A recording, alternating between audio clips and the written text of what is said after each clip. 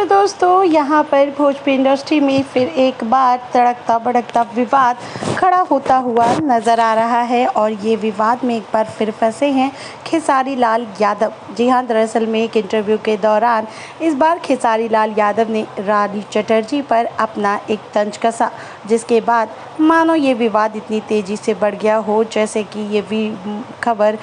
जंगल में लगे आग की तरह फैली हो। जी हाँ, हाल ही में रानी चटर्जी का एक वीडियो यूट्यूब पर शेयर किया गया। उन्होंने एक भोजपुरी न्यूज़ चैनल में से बात करते हुए खेसारी के बयान पर कहा कि मैं अगर मना कर देती तो उन्हें काम भी नहीं मिलता। दरअसल में खेसारी लाल यादव ने सबसे पहले एक इंटरव्यू के दौरान रानी चटर्जी की उम्र को बताते हुए कहा था कि अब तो वो दिखने में बुढ़िया जैसी लगती हैं और इसी चक्कर में अब ये खबर आग की तरह फैलने लगी है, जिस पर रानी चटर्जी ने अपना रिएक्शन दिया और उन्होंने कहा, ऐसे गंदे हीरो को अगर मैं पहले ही समय से पहले काम करने के लिए मना कर देती तो इसे दोबारा कोई काम देता भी नहीं। कल बता दें, यूट्यूब पर शेयर किए गए वीडियो में रानी चटर्जी से पूछा गया कि उन्हें जब खेसारी के साथ काम करने के लिए पहली बार फिल्म ऑफर हुई तो एक्ट्रेस ने मना क्यों नहीं किया। कल बता दें, इसी के साथ ही साथ अब ये विवाद आगे कौन सा नया मोड़ लेता है और आगे किस तरीके से ये विवाद शांत होता है, ये देखना होगा। काफ़ी ज़्यादा दिलचस्प।